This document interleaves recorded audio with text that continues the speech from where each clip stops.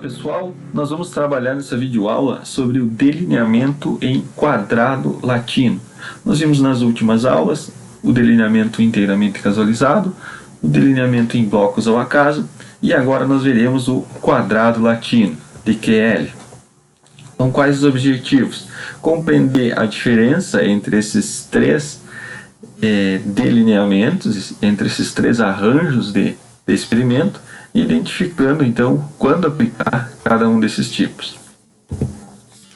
Bom, nesse tipo de delineamento nós temos o controle local ou a formação de blocos em dois sentidos, seria um duplo bloqueamento.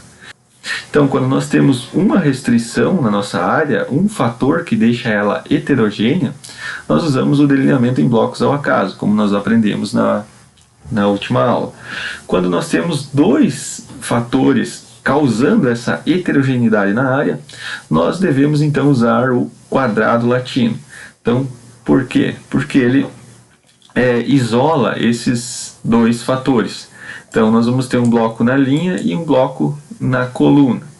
Então, ele foi usado para controlar a variabilidade do solo em dois sentidos. E temos aqui um exemplo de como fica esse delineamento. Então, ele é usado para controlar hoje várias formas de variabilidade, desde que os fatores de bloqueio eles sejam independentes entre si, em relação aos tratamentos. Então, nós vamos ter claramente dois fatores causando essa heterogeneidade. Então, nós vamos ver aqui, neste exemplo, num pomar onde nós temos dois fatores causando a heterogeneidade dessa área. Então essa área experimental aqui ela não é homogênea. Se fosse homogênea nós iríamos usar um DIC. Ela é heterogênea. Se tivesse só um fator de restrição nós usaríamos o bloco. Mas ela tem dois fatores de restrição. Dois fatores causando a variabilidade. O primeiro deles é a idade das plantas. Nós temos idade 1, 2, 3 e 4, por exemplo, e temos forma de poda. Então nós podemos ter duas ou mais formas de poda, causando essa variabilidade num outro sentido. Então, nós temos esses dois fatores. Então o que faremos? Usaremos o blocos ao acaso. Mas como se realiza o sorteio disso? Então como que nós vamos alocar os tratamentos? Então suponhamos que nós temos um experimento com 4 tratamentos, nós precisaremos ter 4 repetições. Uma característica desse delineamento é que o número de tratamentos deverá ser igual ao número de repetições, ou o número de repetições deverá ser igual ao número de tratamentos. Nós temos 4 tratamentos e 4 repetições. Para fazer o sorteio, como que nós procedemos? Primeiro nós vamos fazer uma distribuição sistemática dos tratamentos numa tabela. Então, nessa minha tabela auxiliar aqui, deixa eu sair aqui, eu tenho a distribuição sistemática, em ordem sistemática desses tratamentos. Então, eu tenho o tratamento A, B, C e D. O que eu vou fazer nessa primeira organização aqui para o sorteio? Eu vou distribuir sistematicamente os tratamentos A, B, C e D nessa primeira linha. Na segunda linha eu vou começar com A aqui na segunda coluna, A, B, C e o D vai para essa primeira.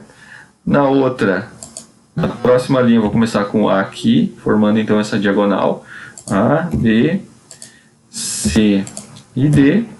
E na última eu vou começar aqui na última coluna, A, B, C e D.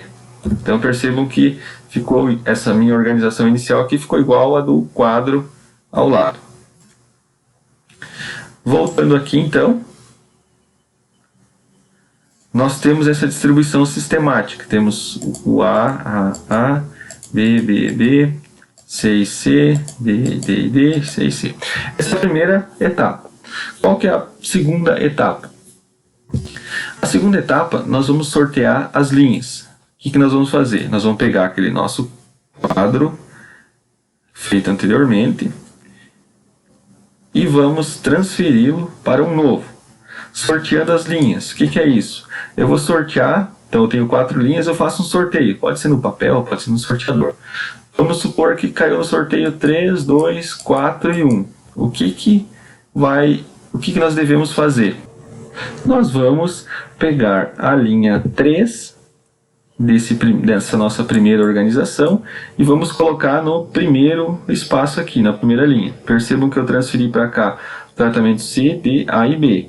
Então, primeiro espaço aqui. Então, transferindo desse primeira organização para cá. Agora, a segunda, o que eu vou fazer? No segundo espaço, eu devo ter o tratamento, a linha 2. A linha 2 é essa aqui, DABC. Então, DABC vem para esse segundo espaço aqui. No próximo, eu tenho a linha 4. Então, eu vou pegar a linha 4 e vou transferir para cá, para o 3. Certo? Então, BCDA. E na última, nós temos a linha 1. Então, transferimos a linha 1 para cá. Está pronto o sorteio? Não. Nós devemos sortear as colunas agora. Então, nós vamos partir deste sorteio aqui, deste quadro. Perceba que é o mesmo que está aqui. E vamos sortear as colunas. Então, por exemplo, no sorteio lá saiu 3, 4, 1 e 2. O que eu vou fazer? Vou pegar primeiro a coluna agora, né? A coluna 3. Vou colocar no espaço 1. Depois a coluna 4. Vou colocar no espaço 2. Vai ser essa coluna aqui. B, C, A e D. B, C, A e D. Depois a coluna 1. C, D, B, A. B, A. Então está aqui no terceiro espaço. E o último, a 2. Então, na última coluna, a coluna 2. Então, agora sim está pronto o nosso sorteio. Então, é dessa forma que nós vamos alocar os tratamentos. Então, na área experimental, nós vamos ter isso daqui, esse sorteio. Então, é assim que se realiza o sorteio no delineamento quadrado latino. Bom, o modelo matemático desse delineamento. Lembram que no DIC a gente tem o erro e o tratamento, influenciando na variável, né, lida, determinada, observada lá, no resultado, né, seja crescimento de planta, controle de doenças, ou o que for que tu vai avaliar.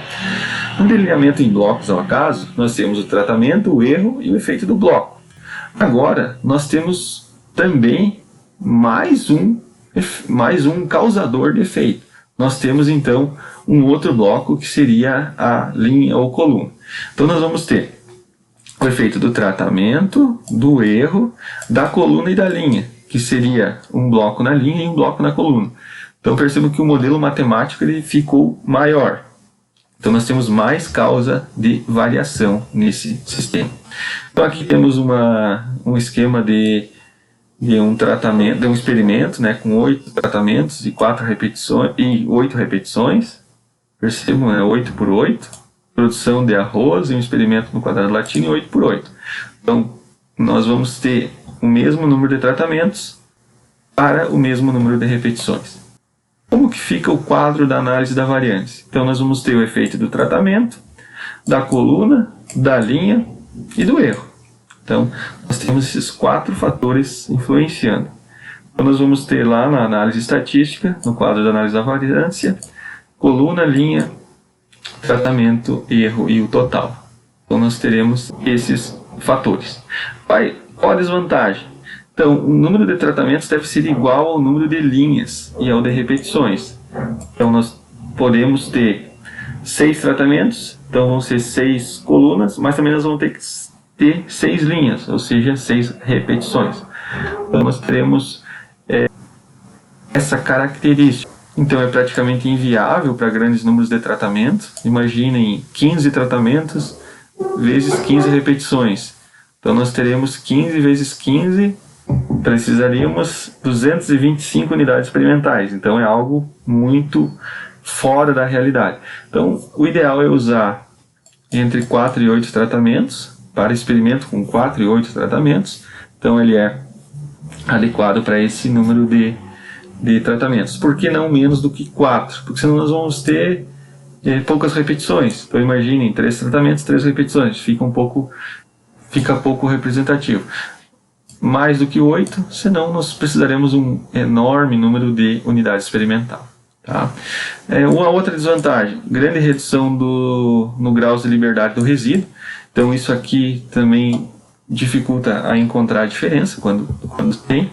E qual que é a vantagem? Que a gente consegue isolar 2 fatores que estão causando heterogeneidade na área experimental.